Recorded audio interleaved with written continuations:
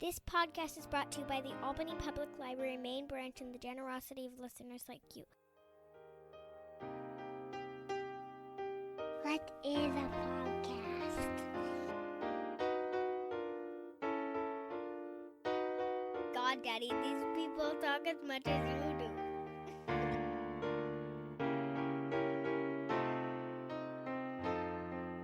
Razib Khan's Unsupervised Learning.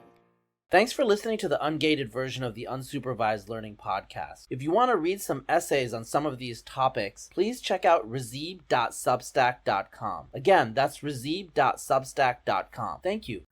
Hey everybody, I am here with Dr. Bryan Caplan, who is a professor of economics at George Mason University and an assistant visiting scholar at the Salem Center at University of Texas, Austin. And, so I see Bryan actually every now and then because he comes to Austin and, I'm here. So we kind of know each other. We've known each other over the internet for many, many years because he's been big on the internet. And, I think I've been modest on the internet, we've interacted before. I've read his books. So we're here to talk about one particular book, Don't Be a Feminist, Essays on Genuine Justice. And I'm going to ask about this book in the title. But, he also wrote The Case Against Education, Why the Education System is a Waste of Time and Money, selfish reasons to have more kids, why being a great parent is less work and more fun than you think. And, so The Case Against Education, I think it's a tendentious book, honestly. There's been a lot of arguments back and forth. Come on, that's why you wrote it. That's why you titled it that way.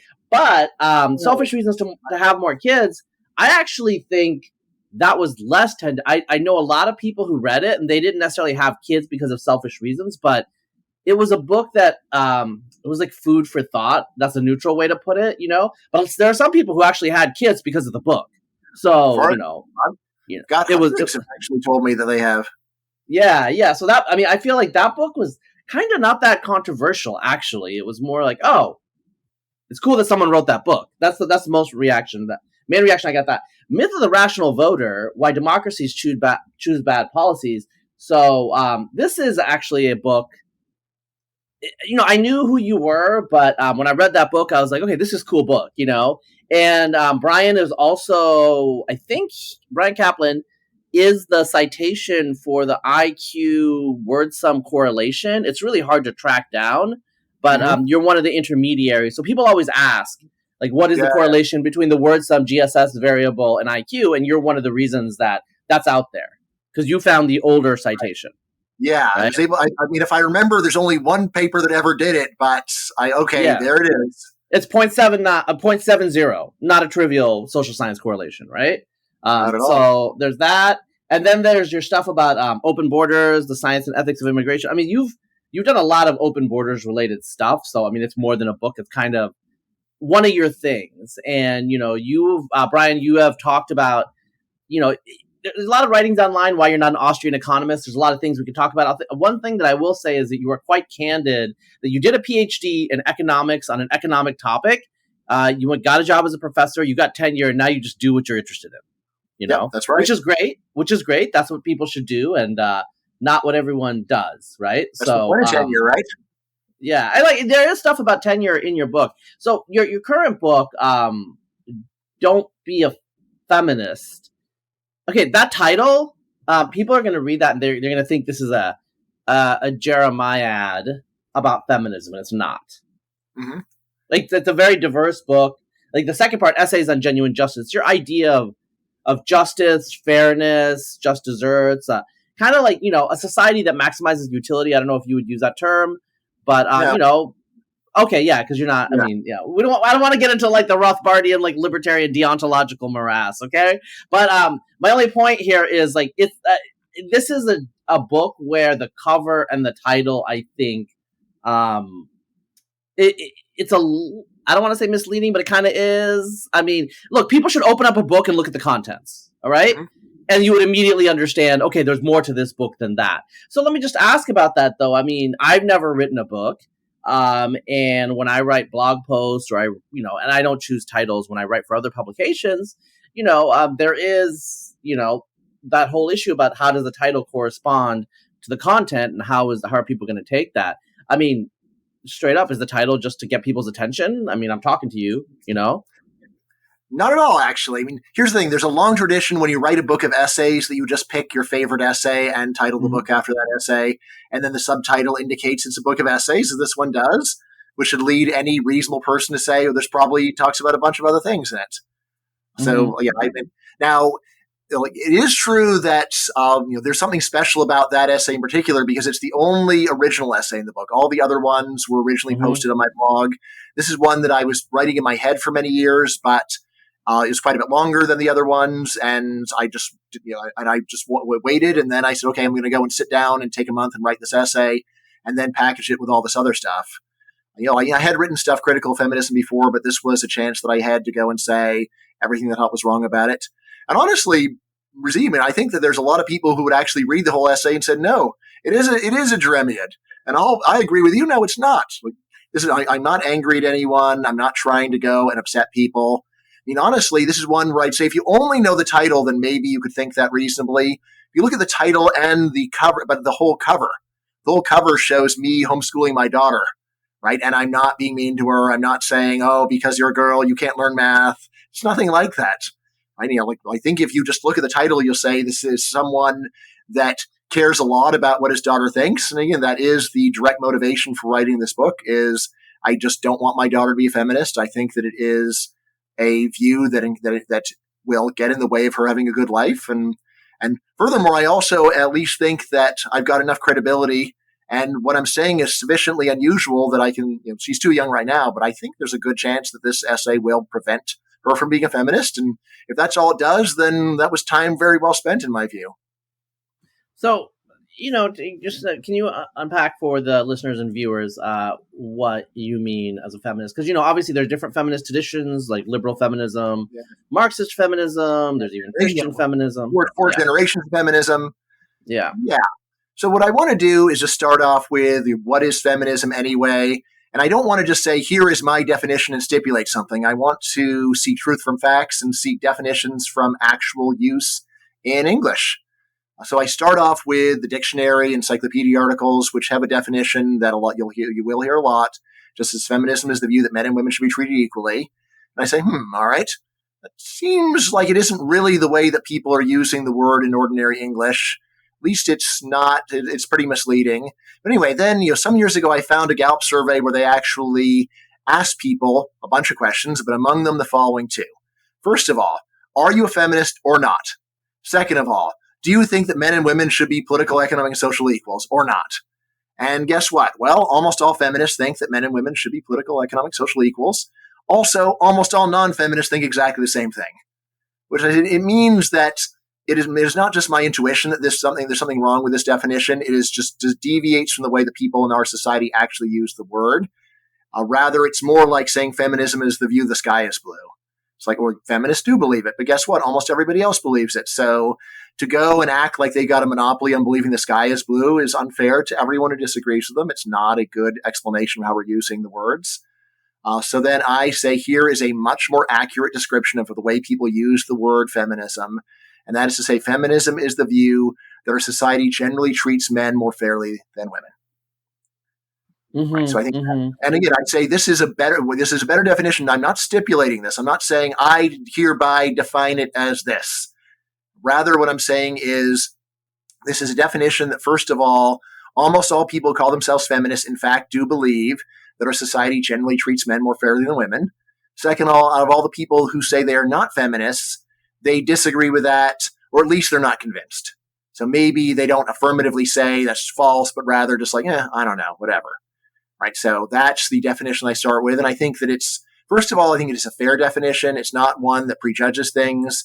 It just means that it opens a new conversation. Well, what is the evidence on whether our society generally treats men more unfairly than women? What are all of the main complaints that people have made about the unfair treatment of women compared to men? But then it also almost automatically leads you to another big question. Well, are there any complaints that men might have about the fairness of treatment they receive compared to women? And once you ask that, which you always should to avoid confirmation bias, then it's like, oh, wow, there's actually a whole lot of things that men have said or things that people pointed out where men have it worse. Well, okay. Before we go on, What is a woman, Bryan? Yeah, I think I'm going to stick with a woman as a adult female human. Okay, that's fine. I want to get that out of the way. So, I will say this definition is not as ironclad as it was over time. I'm not a language essentialist. I don't believe there are true definitions of words. It's just a description of how people in a language community use a word. But yeah, I think that is still almost always what people actually mean when they say woman. Okay. Then there's a very ideologically driven attempt to change the meaning of the word. And I think some people are sincere about it. Probably most people who say they're using it a different way still don't actually really use it that way most of the time. But yeah, that's seems reasonable to me. Again, with no effort to antagonize anyone. That's not what I'm about. It's just to say this is the way that people actually use the word. Yeah, I mean, you were raised Catholic, but you're not Matt Walsh. Yeah, I mean, of course, I was a California Catholic, so their knowledge of doctrine is especially weak. Non-Catholics generally have an exaggerated notion of how intellectual Catholics are.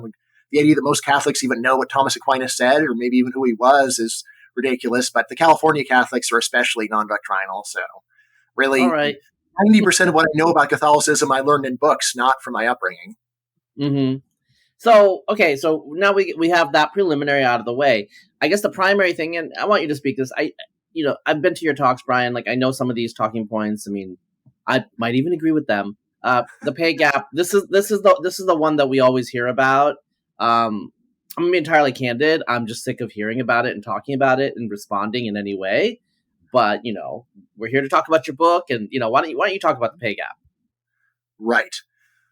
It is obvious from the data that men on average make more money than women. What is not obvious from the data is why. There's been a lot of work on this question from economists, and just starting off with the really obvious differences. Men are a lot more likely to work at all. That explains a lot of the pay gap. Then men are much more likely to work full time. That explains a lot more of the pay gap. Then you delve into it further and you see men do different kinds of jobs. Women are more likely to do jobs where they have good work-life balance. Men are more likely to do the jobs where they have really bad work-life balance, where the work is all-consuming and takes their life and they don't have a good life. These are all things where basic economics would lead you to think that men would make more money than women. And when you go and do the basic statistics on this, you do indeed see this very thing. There's a lot of ways you can do it. In the book, I go and I track down the main literature review in the Journal of Economic Literature, where they just go over basic controls, basic ways to do apples-to-apples comparisons between men and women. The tone of the article, of course, is that the pay gap is still terrible. But the numbers they give are not terrible at all. The numbers they give are there's 7 or 8% that's unexplained. All right, and given that our list of explanatory variables isn't that complete anyway, probably very plausible that there's no gap or even a gap in favor of women. Probably the single best book on this is not even written by a statistician or econometrician. It's Warren Farrell's Why Men Earn More.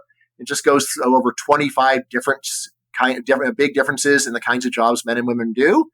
The book is not there to go and say, women don't make much money. It is a self-help book telling women how to make more money. So look, you want more money? Well, here's 25 ways to do it. Of course, once you find out what you have to do in order to get that extra money, you might say, I don't want it that badly. The book is honestly a really good book for men to read too, to realize these are all the sacrifices that men are making to make their high incomes relative to women. And maybe it isn't really worth it. Maybe you could make 10% less money and have a better life. That's definitely what I've chosen as professor, is to have really great work-life balance and make a lot less money than some friends I have in consulting. I would never even think about this as being a problem for me. I mean, I think that they're the ones that I feel sorry for.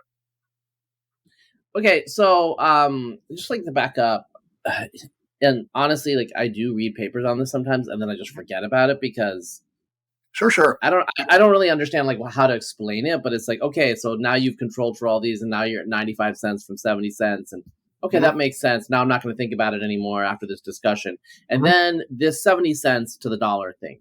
What is that? Just a generic, if you're in the labor force, so I know.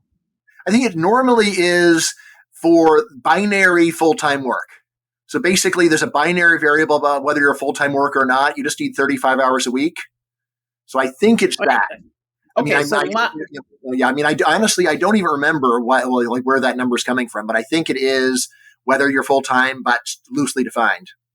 Well, so I guess to me, like I don't know how to say it. It's a little ridiculous to assume that the distributional, occupations that men and women, even within, say, MDs, males tend to be orthopedic surgeons, more remunerative specialties. Women tend to be GPs, pediatricians, and so even within the profession, there's this difference, right? Or women do life medicine and men do death medicine.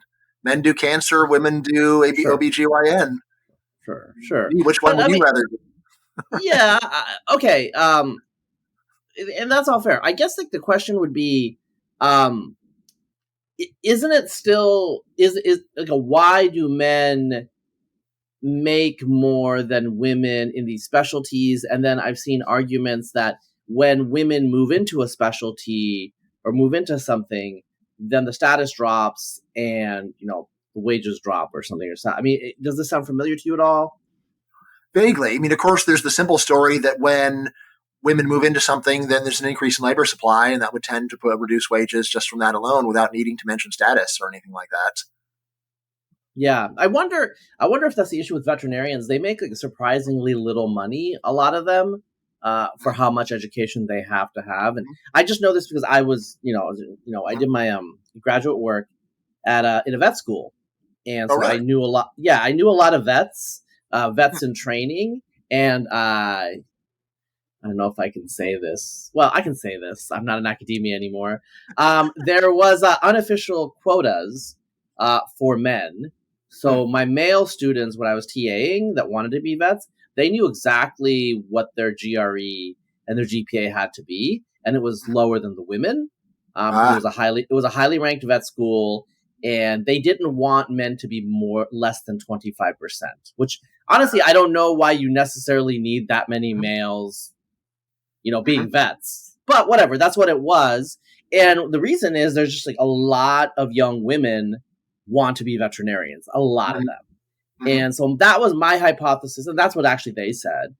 There's just a lot of people who would want to be vets, and they're okay with having as much training potentially as an MD and starting out with a salary of $70,000 which is ridiculous, but it is what it is. I did also, a friend of mine, she told me there were a lot of young women come from relatively comfortable backgrounds. So it was almost like a hobby job. They were giving back, but I mean, they loved animals. I mean, look, it makes sense. I'm not saying like there's no reason you wouldn't want to be a vet, but, so this is a profession that's mostly female now. And the wages are just not commensurate to their education, right? And so a lot of people would just say that's unjust. What you're saying is it's a labor supply issue. The wage gap issue, a lot of people say that in, say, management track, a lot of it has to do with women dropping out of the labor force or downshifting because of, children. Work-life balance, sure. So I guess the question some people would make is why do women have to make that sacrifice as opposed to men? And I would say they don't. If you want to look around for a guy that would rather focus on kids and not on his career, there's plenty of guys like that out there. There's not many successful women that are interested in those guys. So, I mean, I would say this is supply and demand all over again, where if if you are a woman who wants that, then the market, it's available. But in fact, there's just not that much demand for it. I mean, in the essay, I actually tell my daughter, look, there are things that people accept as customary. If you don't want that, speak up and make an effort to get it and look around and be entrepreneurial about it. The idea that you just can't get anything except the standard thing is just so crazy and just really just so oblivious to the incredible diversity of what's out there. I mean, it'd be like saying, I can't get an M&M, so there's no candy available. It's like, what are you, crazy? There's like 1,000 kinds of candy. Just look a little harder. You don't have to grab the first kind of candy that's closest to you at the checkout counter. Look around. Go to the candy aisle. Try to find some other stuff. I would say, and it's important to realize how much of this is driven by women's preferences.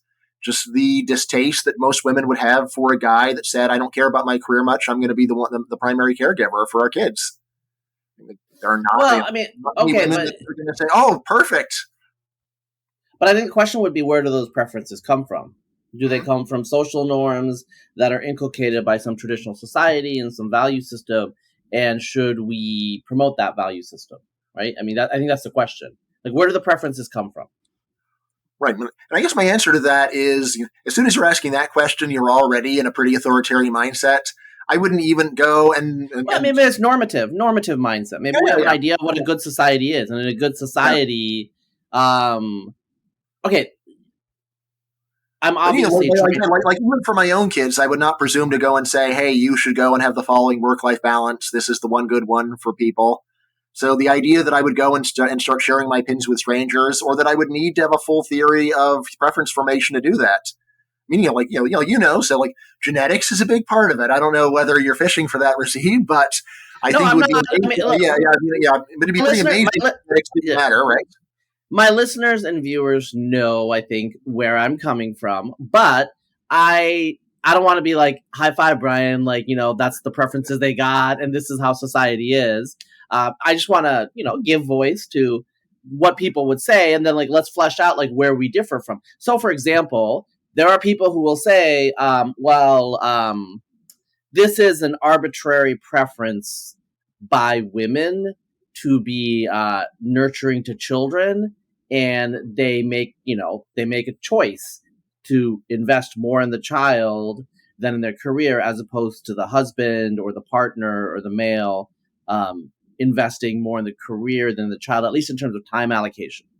Mm-hmm. Okay, so I mean, this could be that's like a social norm, right? What I would say, honestly, candidly, is no, it's not a social norm. In the law, I think in the American law, mothers are still presumed to be the primary caregiver unless otherwise shown. And that presumption just changed in a lot of states officially, but unofficially you're still right. Yeah.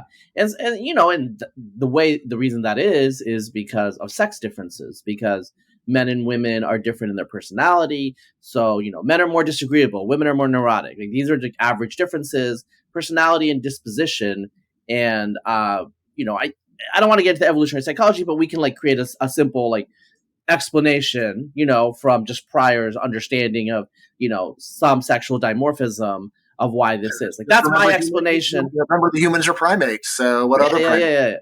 Yeah, and so I think that's my explanation. But the other explanation in society, which is, I think it's a little deceptively dominant. I think they, control public organs.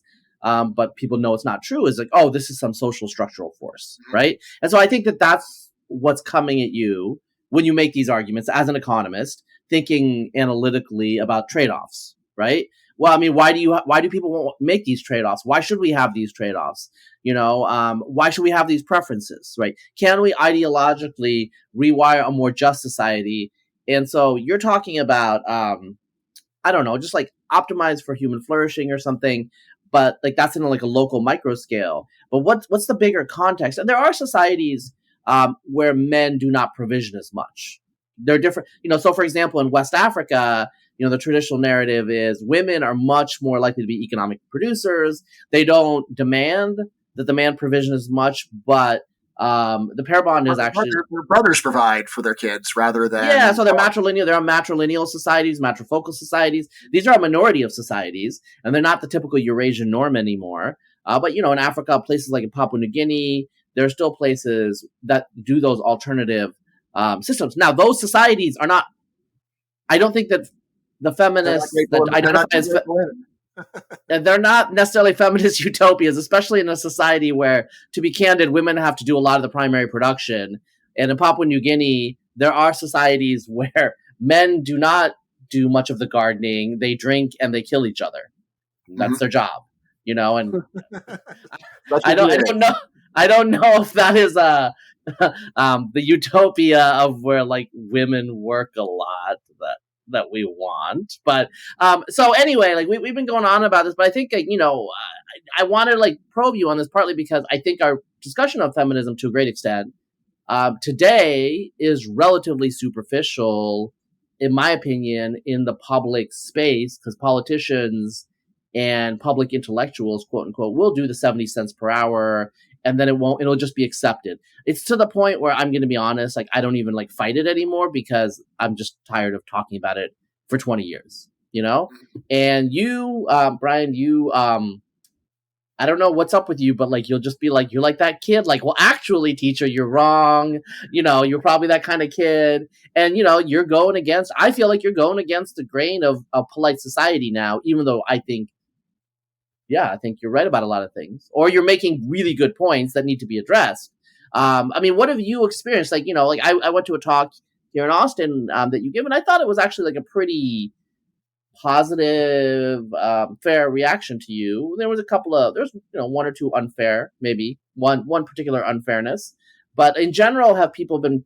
I'm wondering if you've like selected out the people that are open to you, and other people just ignore you. That's what I'm wondering. When I first announced the book, it got like 1 million Twitter impressions, and there's definitely a lot of anger there. But in terms of actual critical reviews of the book or response since the book is released, yeah, there hasn't been that much. Definitely haven't gotten any angry phone calls, or I don't think I've gotten any angry emails either.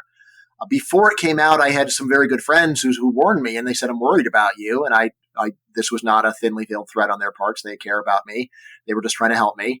And I did think about it a bit, but I said, no, I'm going to, especially they said, well, change the title at least. I said, no, I'm going to stick with the title because they're like, this is a title that accurately describes the thesis of the lead essay of the book. So I did stick to it. So in coming weeks, they're supposed to be, I'm not going to say what it is, but there's supposed to be a big boost, a big publicity boost for this book. And sort of the stress test will be to see how much anger is unleashed once that big media push comes, if it does. Nice. For you, I guess. Yes, I mean, yes. Well, you have tenure. Yeah, I do have tenure. Yeah, it still is a almost ironclad protector, but there are a few people that have started to find out that they might be over the line, and that's going to play out in the courts. This is also a case where the process is famously the punishment. If you have to go to court and say, I have tenure, you can't do this to me, you've already been punished just by virtue of having to go to court and say it. Yeah.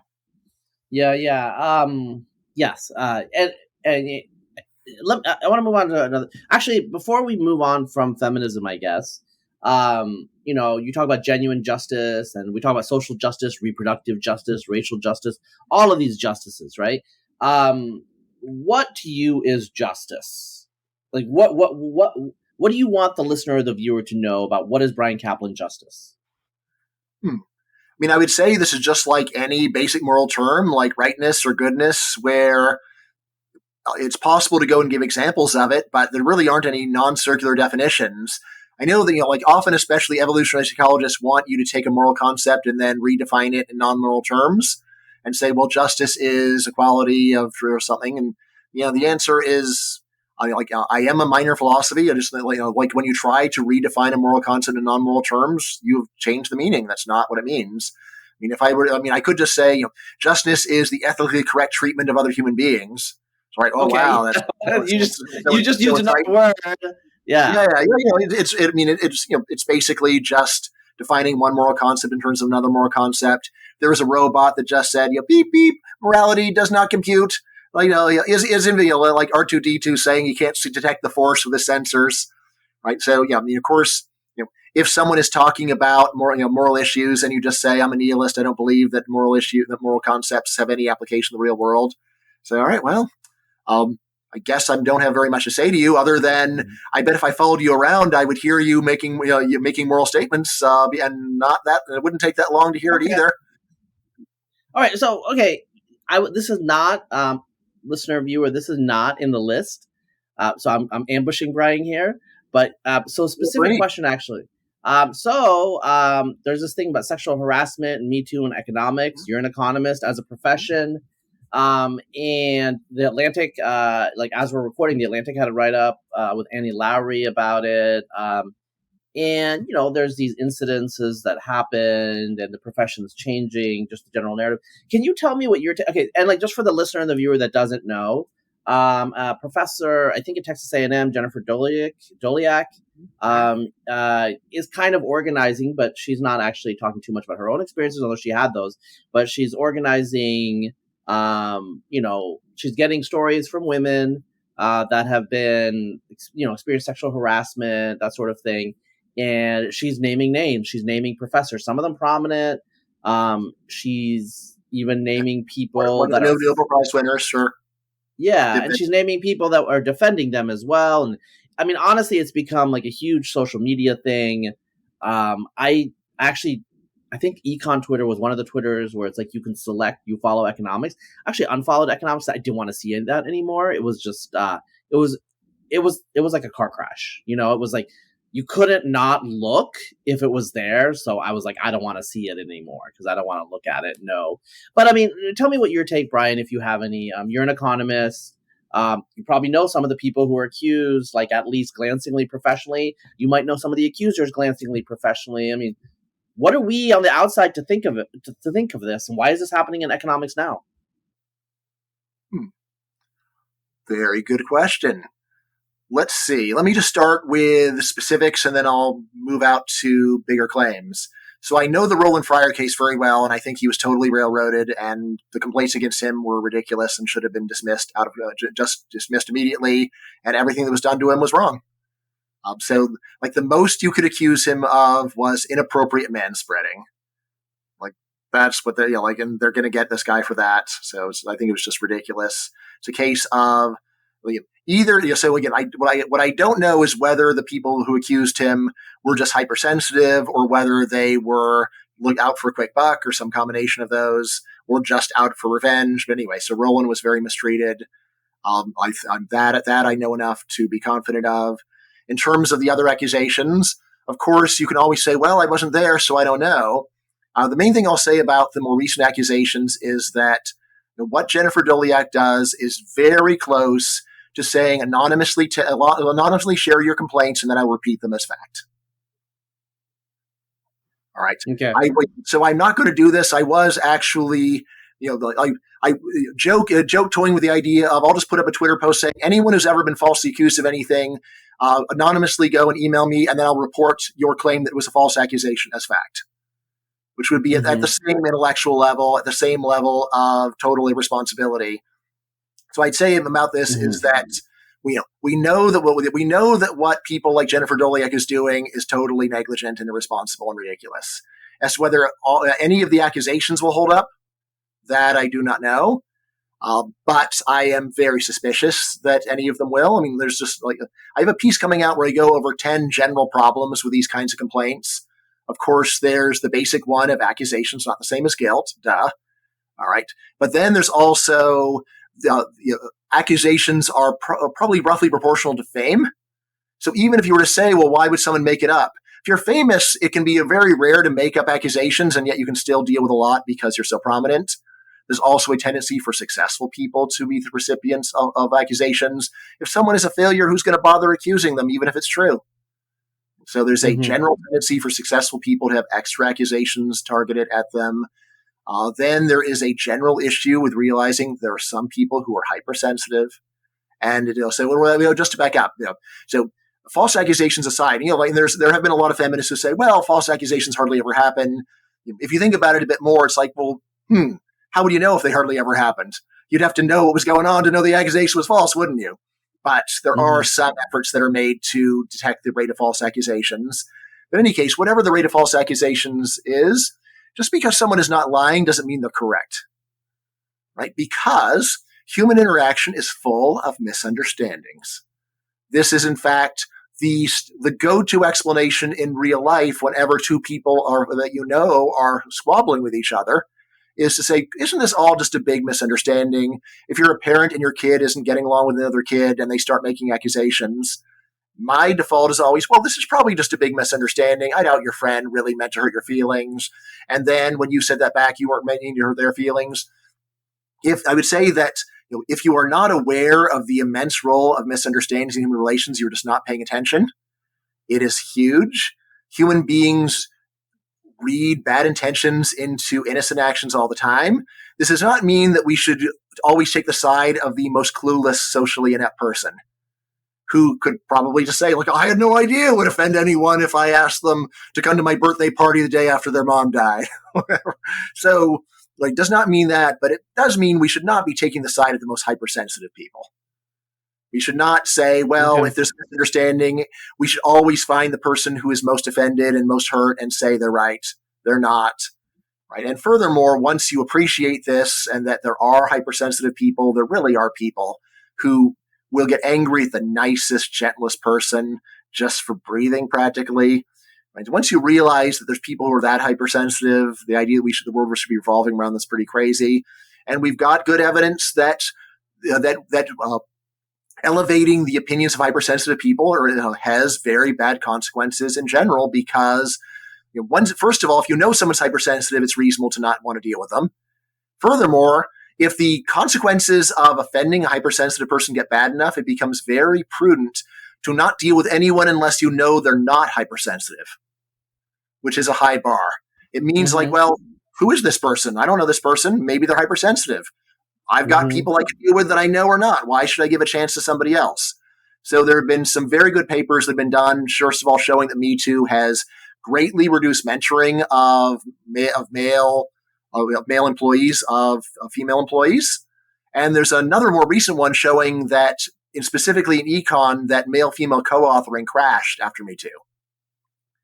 Which again, you can say this is further proof of their horrible sexism. It's like, isn't it more proof of people's incredible fear of being if not falsely accused, they're just afraid of misunderstandings, right? And maybe when this happens, instead of just trying to ratchet the fear up further, and if you go and read a lot of the media coverage of especially the drop in male mentoring, it really is based upon these males need to understand this is totally unacceptable for them to avoid us just because they're afraid of us. You don't seem to understand the problem here. The problem is not going to be solved by you becoming even scarier than you already are. The problem is going to be solved if it is solved by you treating other people whose help you need like human beings. Right? And if you can't figure that out, in the essay, I actually specifically tell my daughter, it's true that it's going to be very hard for you to undo the general bad social climate, but what you should do is try to make it clear that you are not like other women, that you are not someone that is hypersensitive, that you are not going to take every joke as an affront, and rather, like the classic, I'm not one of those feminists. Look, if you're not, there is no harm, and in fact, you should not in any way be ashamed to go and make this point and try to put other people at ease. This is how you make friends, is you put them at ease and don't make them feel like you're ready to bite their head off for the slightest infraction of some rules that they've never even been told are rules. So got that. Let's see. And, so I'll probably leave it there, but in about 2 weeks, I have a piece on just 10 giant emissions of Me Too that not only mean that what they're saying, we should not give it a lot of credibility, but moreover, it just shows that people who are trying to lead these witch hunts, even if they happen to be right in some particular cases, are definitely guilty of doing something very bad themselves. Just on its surface, we know that what they're doing is wrong, and you should not treat people this way. It is not okay to anonymously solicit accusations and then talk as if they're fact. Okay. All right. I mean, so, and for the listeners and the viewers, just want to say that was not in the list. I kind of spontaneously decided to jump into this landmine and drag Bryan in. So honestly, I'm more than happy to talk about it. Now that I know what happened to Roland, I kind of feel bad that I was not there at the AEA meetings when he was first announced, because I really would have liked to have gotten the mic and just said, listen, you are ignoring you are ignoring multiple important things that make economics better than rival social sciences. You are ignoring our understanding of incentives, right? You are not considering the damage that you're doing. You're not considering the possibility that there could be two sides to this issue, right? You're not considering that that having harsh punishments for actions that are hard even to define could be a bad idea. Right? You are going and allowing people's emotions to count as evidence. This is what makes economics better than the other social sciences, is that we are willing to go and consider socially undesirable hypotheses. And you're trying to turn economics into another one of these crummy fields where people are afraid to speak their minds for fear of offending people. Yeah, I mean, obviously, I personally agree with you, although, I think we live in a different time than we did 10 years ago. I do think that the idea that everything you say everything you believe is going to have these massive repercussions. Just Yeah, I mean, just only asserting that was, I wish that what I believed had massive repercussions. I would repercuss as much as I could. Yeah. No, I mean, it's interesting. I'll give you, just for the listener and the viewer, like this is like 25 years ago or like 30 years ago. Far Side, I don't even know if they're still around. Far Side Comics, I think, with the caveman, and there was one of these where the caveman says, like, if there's a god, like, I will be struck with lightning right now. And so the caveman was struck with lightning, and it's like, there is a god. And this was banned in Saudi Arabia. And the reason it was banned in Saudi Arabia is that the caveman expressed the idea that there might not be a god. And this was actually this was actually a major attack against Descartes, Rene Descartes, who, as many of you know, 17th century philosopher, Cartesian geometry, but he also had a proof of the existence of self and the existence of God.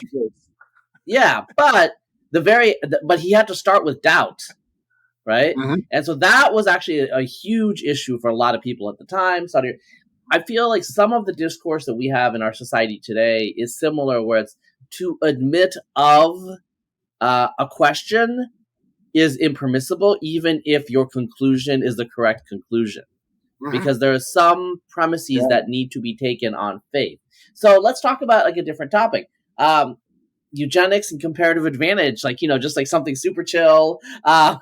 This is I read this essay many years ago. I think it is a very influential essay. I think like Megan McArdle quoted it once for her argument for low skilled immigration. Can you talk about this? Because I mean, again, the title is like, ooh, it's juicy, but it's kind of interesting. It's food for thought. Right. There's a famous quote from Pearson, who gave us the correlation coefficient, saying that Britain should only admit immigrants who raise the average intelligence of the country. And in fact, this is in the context of we shouldn't admit Jews because maybe they're average, but they're not above average. So let us not admit them. All right. So anyway, this is what's going on. And there's of course a general view that sure high skilled immigrants are great, but low skilled immigrants are bad.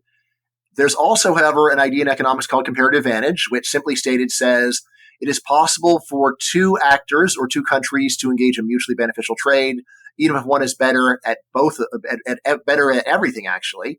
So a textbook example would be something like the U.S. is more productive in manufacturing and agriculture than Mexico.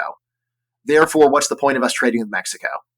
Right? And the textbook answer, of course, is to say, well, the U.S. will have a comparative advantage probably in manufacturing. Mexico will have a comparative advantage in Mexico, which means that the relative ability to do the two things is better for Mexico than it is for better in agriculture for Mexico and better in manufacturing for the U.S. You just think about this in terms of ratios. Your comparative advantage comes down to the ratio of your two abilities, and then it just turns out to be a matter of pure arithmetic to show that specialization in trade is possible as long as you actually just have a different ratio. This is easiest to grasp in the context of a much simpler example where suppose the world's best brain surgeon is also the world's fastest typist. Does it still make sense for him to hire a secretary?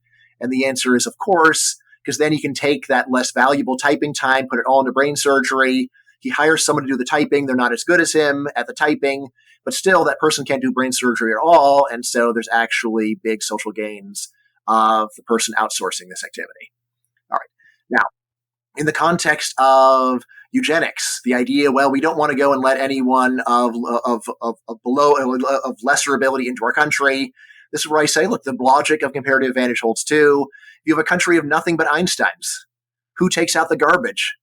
An Einstein. Who washes dishes? An Einstein. What a tragic waste of human talent to be having Einsteins washing dishes and taking out garbage. Would it not be far better to go and let someone in of sub-Einstein talent and then let the Einsteins focus in their Einsteinian work and let the other people focus in their work? This does not mean, as uncharitable listeners will say, you're saying that people in other countries are only fit to go and take out our trash and wash our dishes. No, I'm not saying that. I'm saying if there was a person who was only fit to do that, it would still be a good idea to let them in because then they would allow people who have other abilities and to go and specialize in those things and thereby enrich humanity. So I think actually, this, since with the eugenics one, I think this was in the context of, would it be better if low-skilled people just had never been born? Right. Now, this is one where when you talk about this, and I think a lot of eugenicists are guilty of having this horrible view. Again, of course, it was true. You might say, well, it's true, but horrible, so don't blame me. But, it's one thing to go and say people are unequal. And this is what gets a lot of people upset. Well, you're saying people are unequal. Well, you monster. Right? It's another thing to say they're so unequal that it would be better if a lot of people didn't exist. Right? Now, that's a different statement.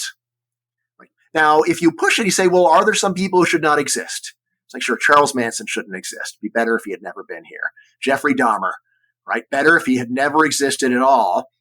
But then, how about the janitor at your office? Would it be better for the world if that guy had never existed?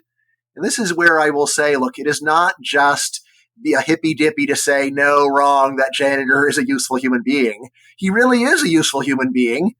Right, and as long as he's not going to be creating Google, but sure, he cleans up at Google and he allows the people that are there to go and to contribute all the great things they're doing, and he goes and earns his keep and has a life that he's happy with.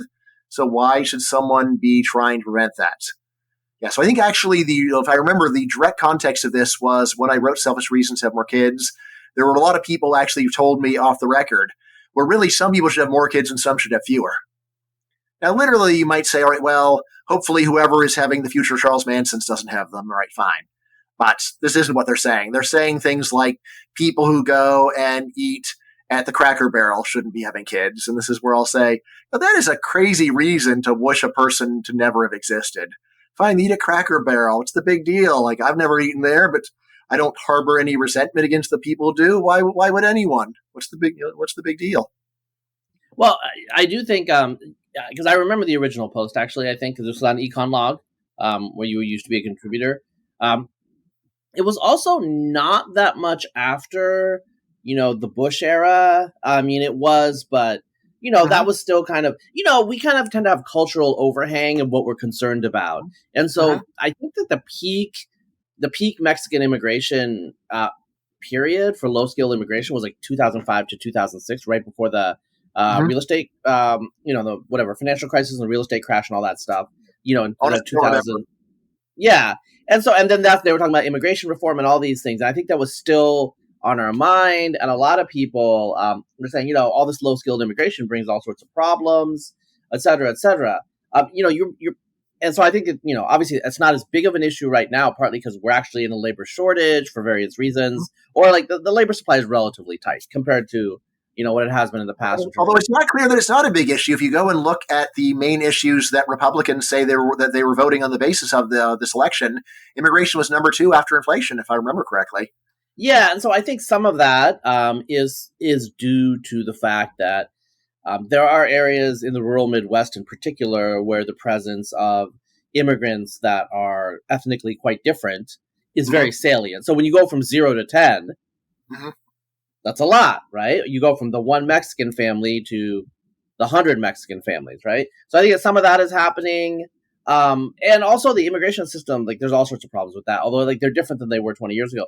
What I want to say, though, is I think the question, and this is kind of relates to your review of Garrett Jones' book, his new book, In Reason, about,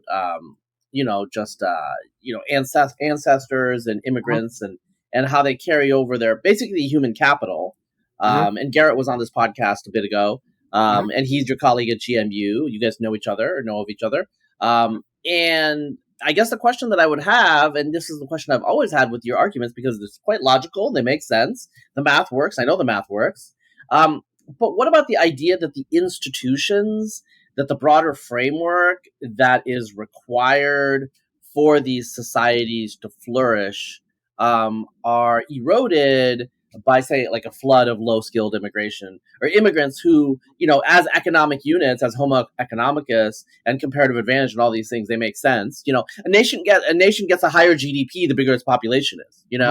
But the reality is, different societies have different norms, they have different values, or they're just in different equilibrium states. So for example, Japan is in a very different equilibrium state in relation to militarism than it was in the 1940s. to the Yeah. point where the Japanese political elite cannot drag its populace to mobilize and focus more militarily because it's such a taboo is too strong of a word. But look, they've been the way they are for like many generations now, and they're in a new equilibrium state, which would be entirely shocking to anyone in the 1930s and 1940s. Germany is kind of similar, right? You don't even have to make some sort of like culturalist argument. Ooh, this is how they are. But there's a new equilibrium state. And so what do you think about that sort of argument? Because I think that that's kind of partly what Garrett is pointing to. Yeah, it's a totally reasonable argument in theory. It's just one that we have to look at empirically in a calm state of mind without apocalyptic rhetoric. It is so standard for people to go and talk about a flood of immigrants and you say there's like 100,000 people and then you're causing collapse. Like, what sign of collapse? There was a guy on Twitter a few years ago who said that civil war is coming to Europe because of immigration. And I said, well, I'll bet you. How about we have a bet that there won't be any war in any current member of the EU that kills more than 10,000, or any civil war. I said any civil war like kills more than 10,000 people. And the guy wrote back saying, no, there's civil war already because like 100 immigrants murdered Europeans last year. Like, okay, so now we see that you are just someone that will call some murders a civil war, and you're just using language in a weird way. And so, like, it turns out by offering to bet you, we're able to discover that you yourself don't even really mean what you seem to be saying. So anyway, like, it's very important to go and put hyperbolic rhetoric aside and just look at what is the actual evidence for immigrants doing anything of the sort of causing some kind of major civilizational upheaval. I'm going to say, like, I just see very few good examples of it. Instead, what's more often is that people look at some headlines of something that's actually statistically quite trivial and then call it the end of the world. Right? And here I would definitely include terrorism, which, as I think we both know, is statistically a very tiny risk.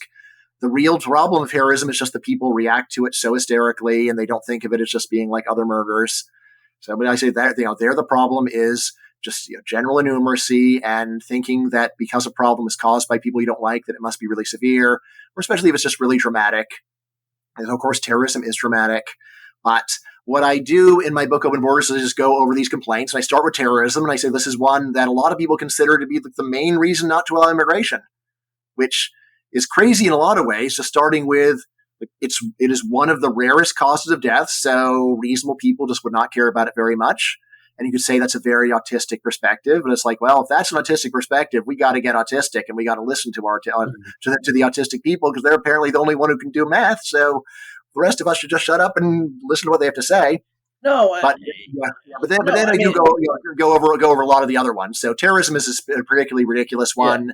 Again, the stuff that Garrett is talking about is more reasonable. It's like, well, is there some very, especially like he'll specify, it's going to be a long-term harm, would take decades to unfold, right? And then can we see it? This is one where I did a reading club on all the main papers that he talks about for this kind of research, and I'll say maybe there's something to it, but I think he really does greatly oversell it in a lot of ways. I mean, probably the most obvious one is if you just go to Garrett's new book, to the appendix on data, and just go and compare his own measure of the best score for rating the quality of a civilization. Look at the U.S. score and then look at all the countries that exceed the U.S. score, and just realize, wow, he has given an argument in favor of allowing immigration from all these countries, which is a huge list. So while the official point of the book is to not only argue against open borders, but it seems to discourage, just say that we should have more restricted immigration than we currently do. Like the book actually, I say, is an argument for at least opening immigration to a long list of countries, including China.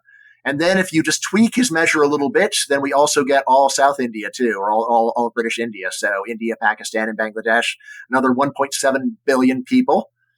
Right. So now I'm happy to go and talk about counterexamples, cases where immigration probably did have these effects. I think these ones have special characteristics that, that help us to understand why they're so different from the other ones.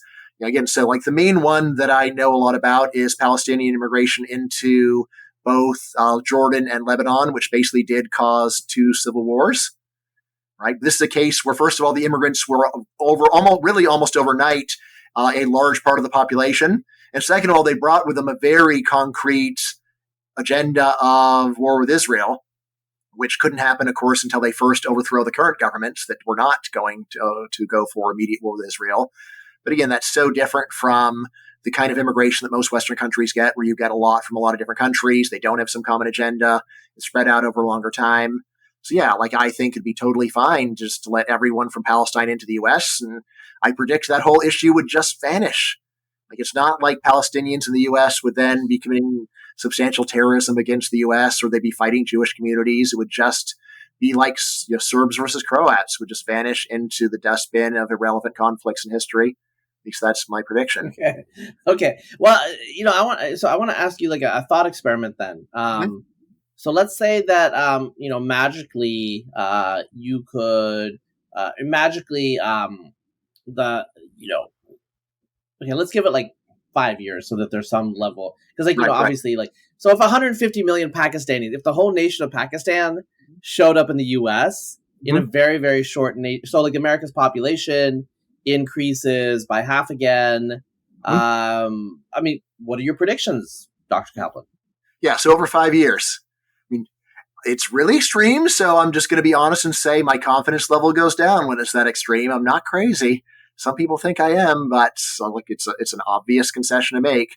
I would still give it at least an 80% chance that we would go and turn this into a great economic miracle, and we could go and get GDP of the U.S. up by, say, 5 times the GDP of Pakistan. Right. So, by the way, you made an argument for immigration, which is true, but it's really undersells it. Which is, say, if our population goes up, GDP goes up. Well, of course. But the real reason why immigration is great is that when people move from a poor country to a rich country, the combined GDP of the sending and the receiving countries goes up by a lot. That's the real key. It's because the labor is more valuable in the receiving country than in the sending country. So yeah, whatever. Why is the labor more valuable in the United States?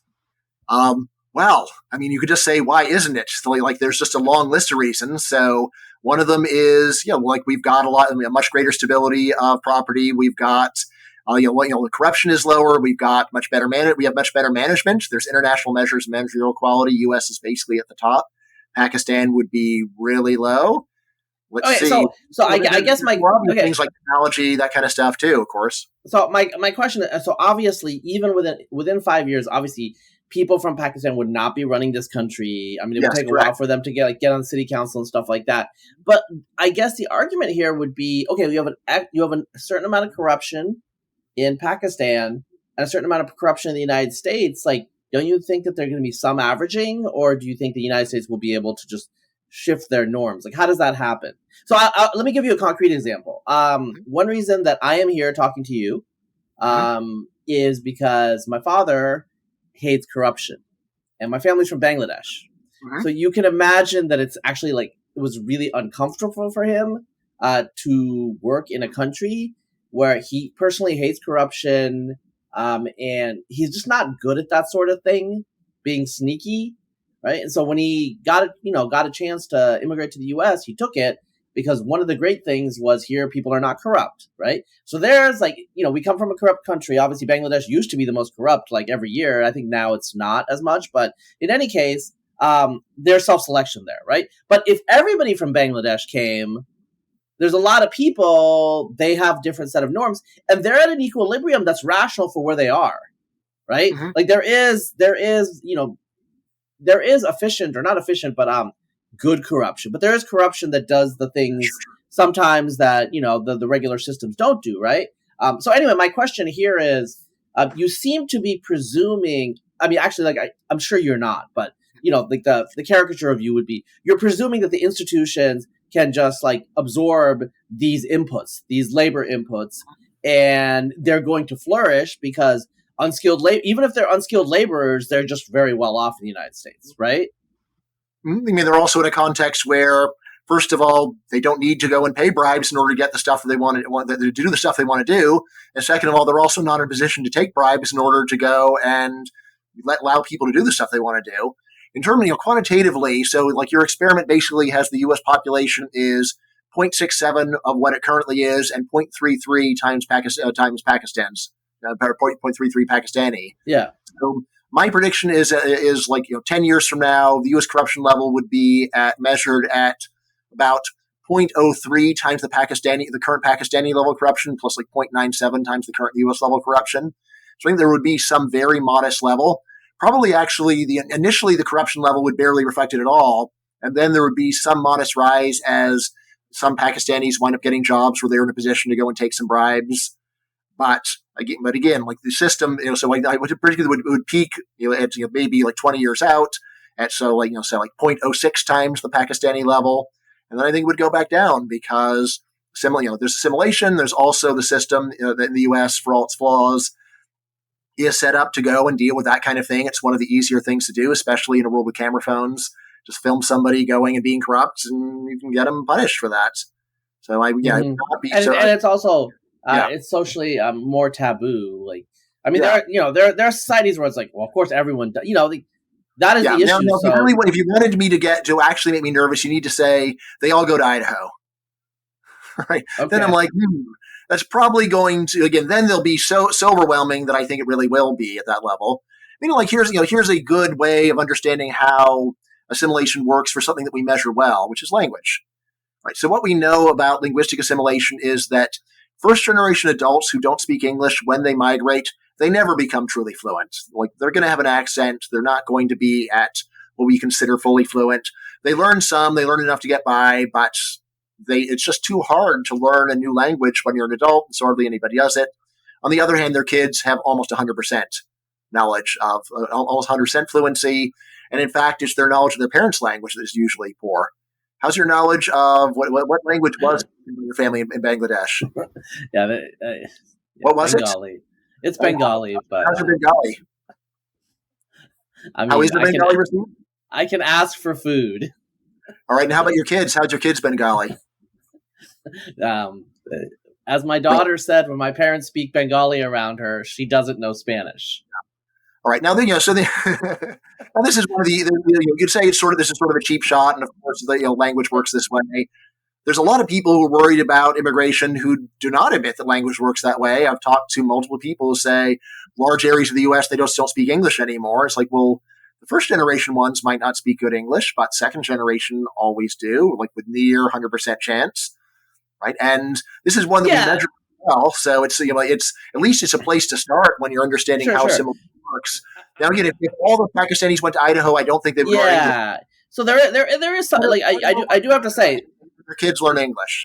There is some difference in terms of someone like me, like I'm the only person who speaks, or my parents' language, like I'm the only person that speaks the language around me. I think it is a little different when you do have like large immigrant communities. So, I'm from the Pacific Northwest. I'll tell you, there's like Russian community in Seattle. Like a lot of them, were from like the Soviet era. So a lot of them are Jewish, but they also like followed a Russian community of white Russians that were there from the early 20th century, and so like there was some language preservation. Most of them cannot work in the Russian community, right? So you still need to learn English to get a good job.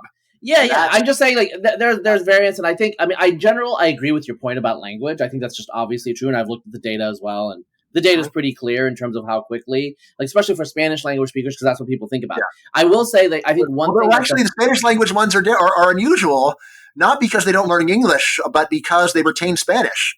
Basically, Spanish speakers are the only group where the second generation immigrants still speak their parents' language fluently. Yeah, and they have to get to the third generation to use it. Every other group loses it in the second generation. Yeah, it's like, they're closer, and also like the border, etc. I will say one thing that I, when I lived in California, and when I would teach some students who were from that background, obviously, they're at university, they're in the UC system, they're bright enough kids, but they would have an accent which wasn't really a Spanish accent, but it was their own Latino California accent. And so I'm just not excusing people, but I'm just saying, if you're a boomer from Irvine and you see some, Latino, some kid, and, he has like a slight accent because he can barely speak Spanish, but he has a slight accent in English. What's going on? You're going to start to feel a sense of alienation. Now, I'm not saying that that's reasonable or rational, but I do want to make it, because like, I don't like, I sound like, I sound like you. You know what I'm saying? It's like, we don't sound any different. Like when I pick up the phone, if people don't know my name, they think I'm a white guy, to be entirely honest, So I totally assimilated. And a lot of people from like micro minorities like me, we totally assimilate to whatever the people were around.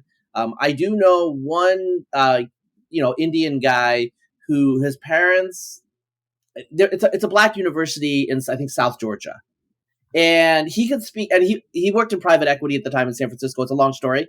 But I asked him where he was from, and he said he was from South. I was like, "How'd you get there?" And he's like, "Oh, my parents. My dad was a professor at whatever." And I was like, "Oh, okay." And it was like he was raised mostly in a black community, and a lot of his dad's colleagues were black, and he could speak Southern Black English just as a native language, So, and it's just because, that's what he grew up around, right? So I think there's a difference between cases like that. He also speaks American television English or not? Yeah, because his parents were quite clear that he wasn't going to stay in South Georgia. Like they didn't leave like Punjab or wherever to stay in South Georgia. So he knew that, he was going to. So yeah, he speaks West Coast English. Like he worked in private equity in SF. I was just curious where he was from because I was like, "Oh, are you from California or are you from New York?" And he's like, "Actually, I'm from Georgia." And I'm like, "Oh, so you're from Atlanta?" And he's like, "No, I'm actually from South Georgia." And I'm like, "How did that?" That's the question. I grew up in Eastern Oregon, so I get that question a lot.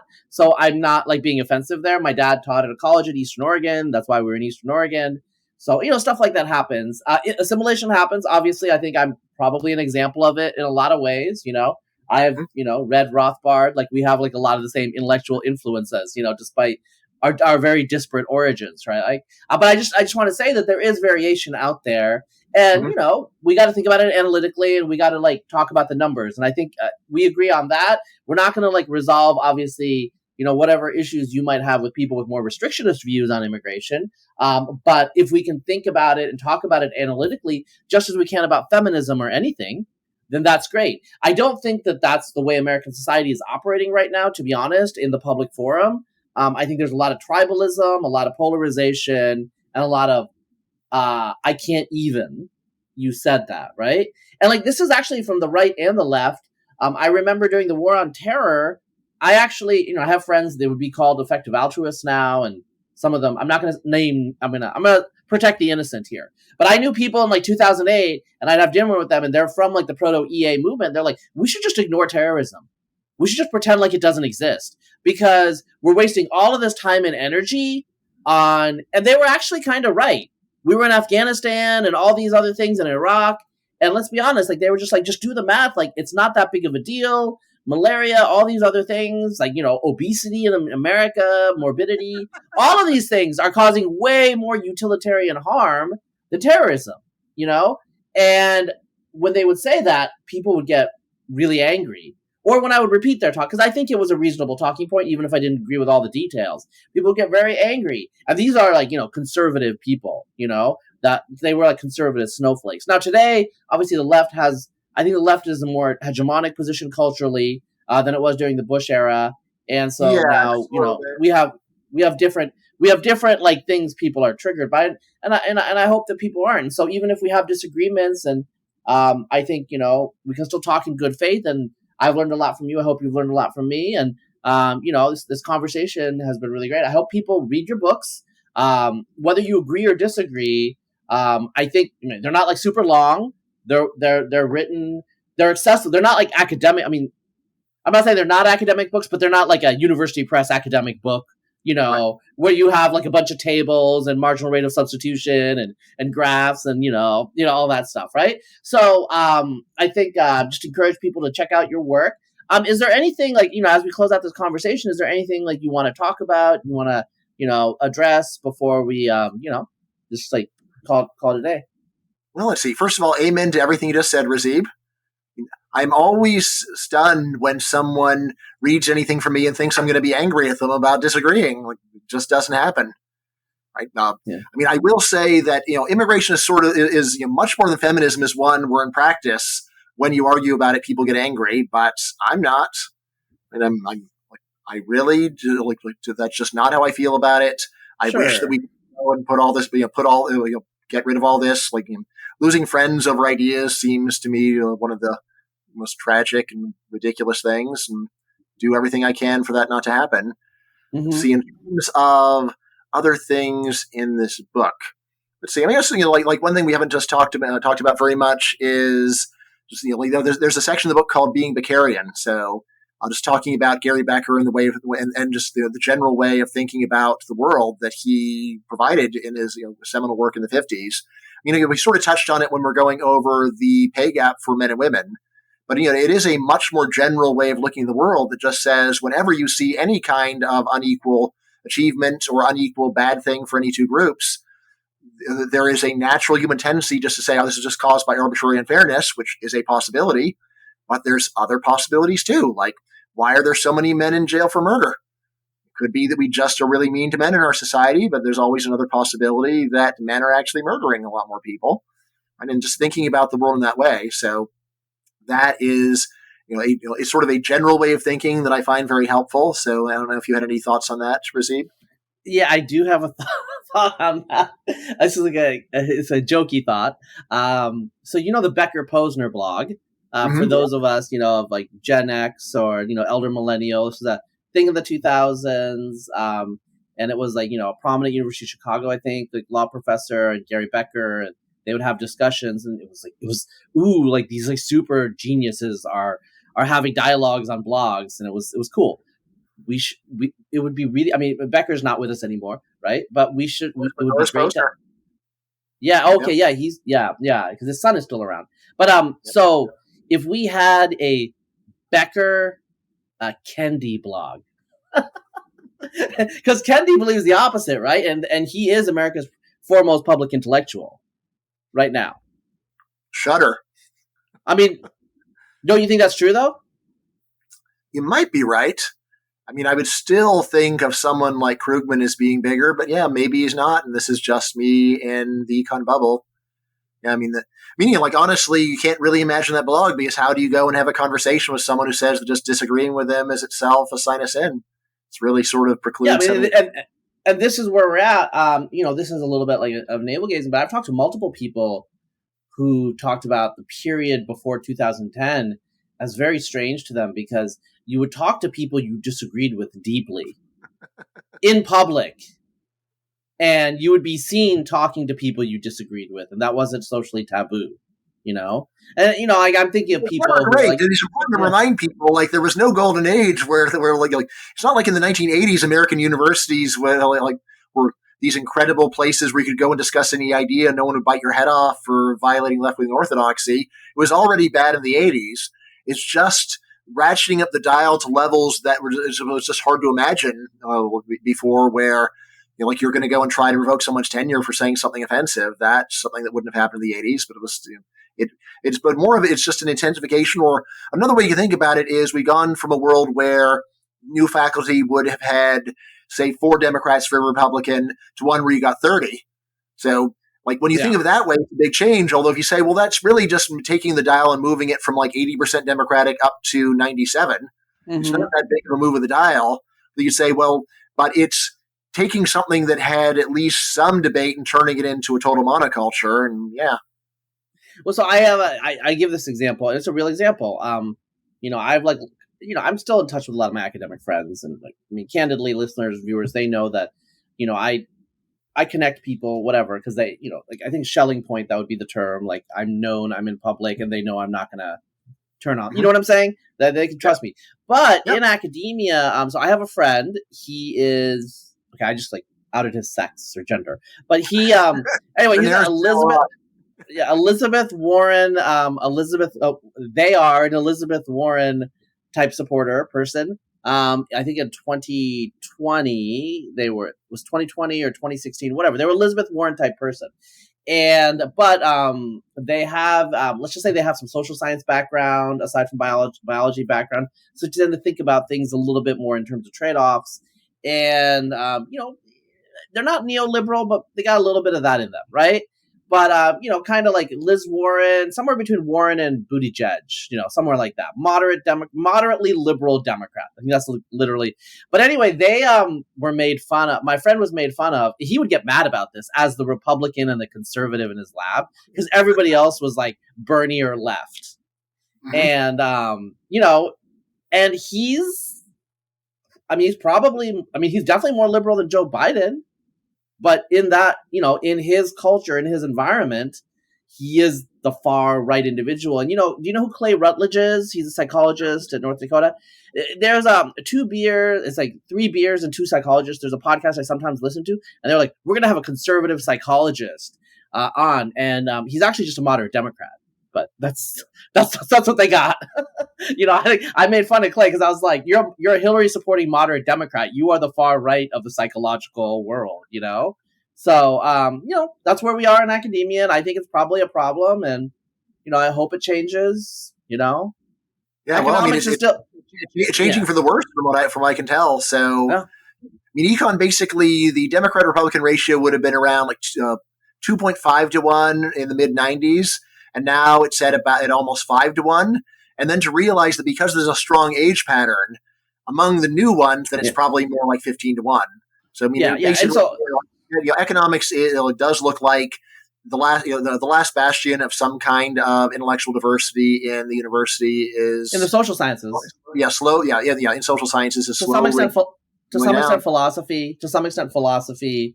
And some of the hard sciences like physics, mathematics, partly because they're just clueless. They'll figure it out, but. So my friends actually in biology, a lot of them are, conventional liberal Democrats, Gen X, young boomers or elder millennials. And, they just straight up tell me, they're like, yeah, all the grad students are communists. Mm-hmm. I mean, they don't mean like literal communists, maybe not Marxist Leninists, but like they're freaked out, and they're liberal Democrats, but it is the future. So come the revolution, I have a friend, he was like, so he's Hungarian.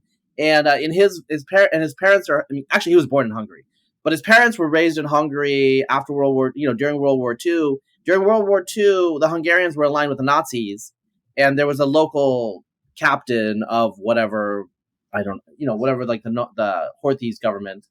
And when the Russian Red Army showed up, the guy got a different cap out. And, after World War II, he was, the Communist Party's like representative. That guy, I'm just saying, like, there are people who will always be on top. They will always be the apparatchik, and, the details of the ideology are whatever they are, And so sometimes I wonder about that in terms of some of the people in the universities, because like they were totally different 10, 15 years ago. Like, I'm sure they think they. I don't think they were totally different. I think they were somewhat less extreme. Like the thing to understand about academia is the way that you get replaced by people who are more radical than you is by hiring the people more radical than you. So if you go and take a look, like field like history, where traditional political, diplomatic, military history looks like it's disappearing in favor of just woke history. But the reason why is it's because those traditional historians hired woke historians. And why would they do that?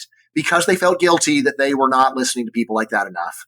They did not have the courage of their convictions to say, no, what we're doing is real history. What you're doing is junk. We don't want you. No, we're not hiring you.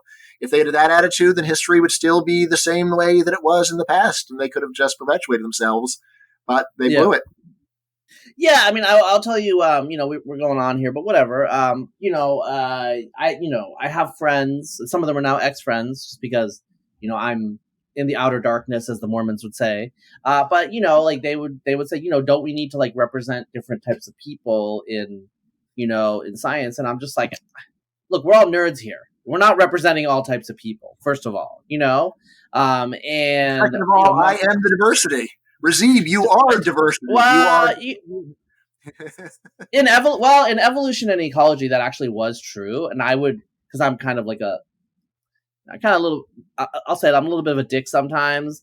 And I would, when I was in grad school, I'd make fun of my friends in evolution and ecology, because when I go to the evolution and ecology buildings, like I'm bringing the rest of the world's genetic variation with me outside of Europe, Northern Europe in particular, like if you look at some ecologists, some bright glares, that's all I'm going to say, But, in biomedical, it's totally different. There's a lot of Asians in biomedical. And why is that? You're talking about preferences. Okay.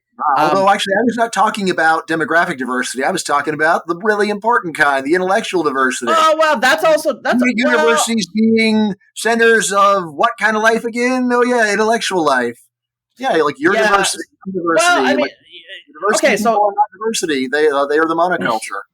Sure, I've talked about it. Like and like my listeners and viewers, they know all of these stories, but not all of them. I was at a conference once. I'll tell you this: physical anthropology meeting. It was spring of 2017. I was having a beer with a bunch of the physical anthropologists, and this woman, I think she was a postdoc, in my friend who was the PI professor in the lab, and he knew this about me, and so he's like, Razib is a Republican, and she spilled her beer, and she was like shaking. She was shocked.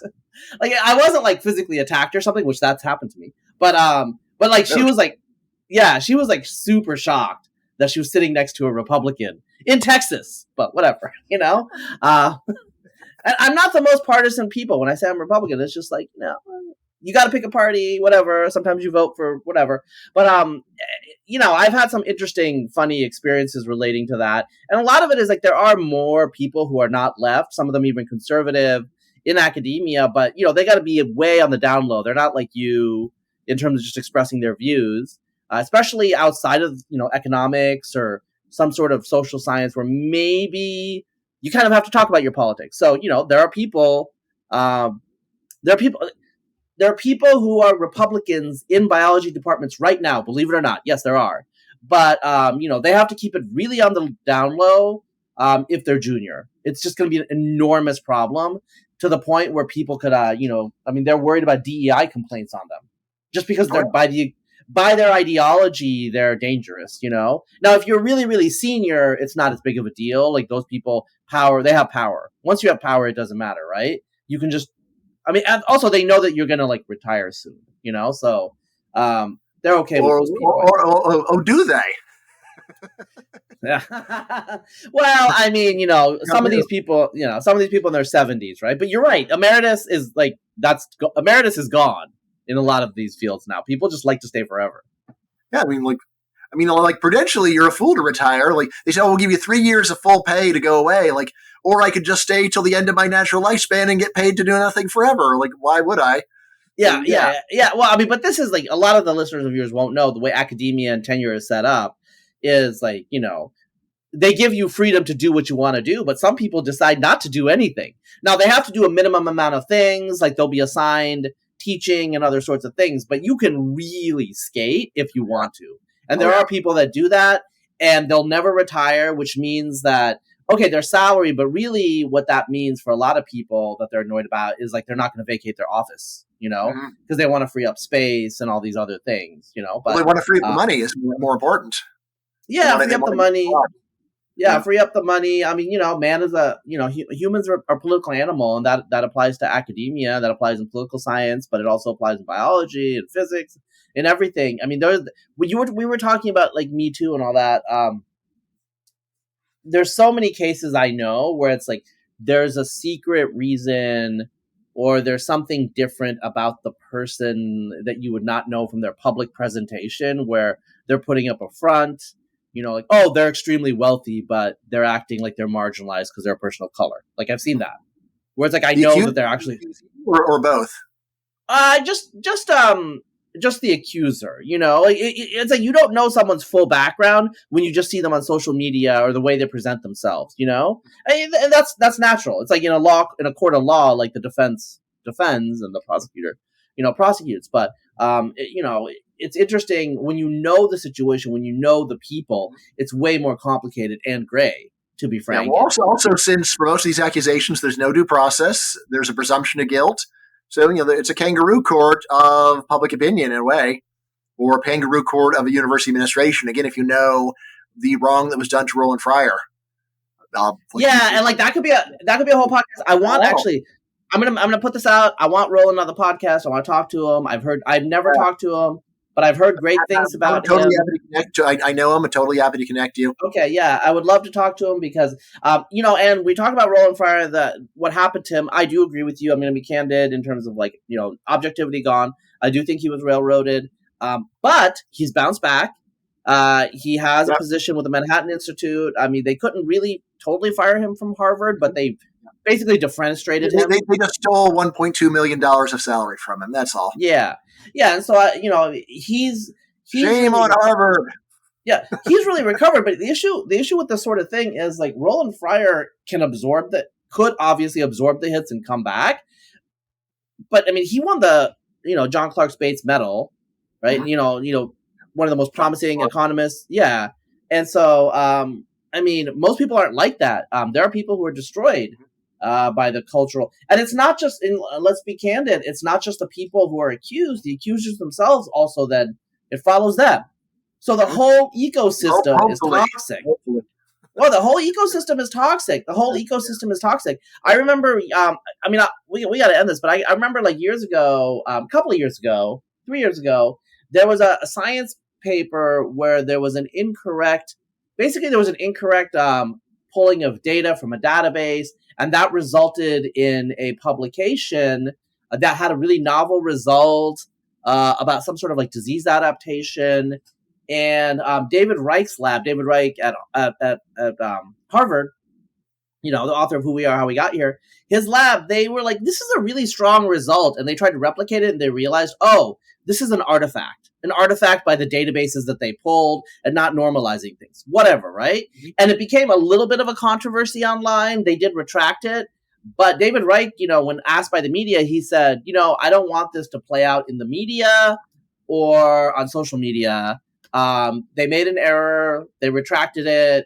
We're working on the project now, and we'll figure it out among us scientists in terms of like getting to the truth.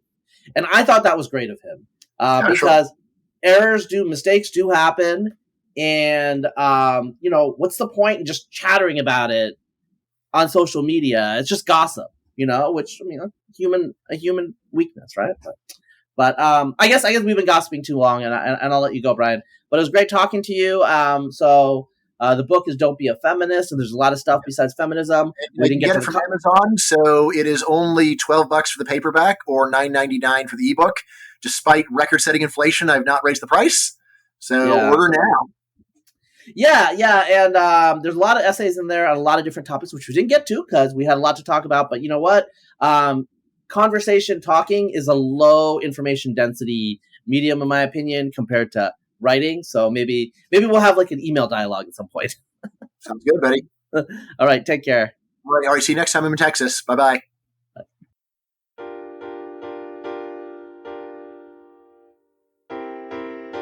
This podcast for kids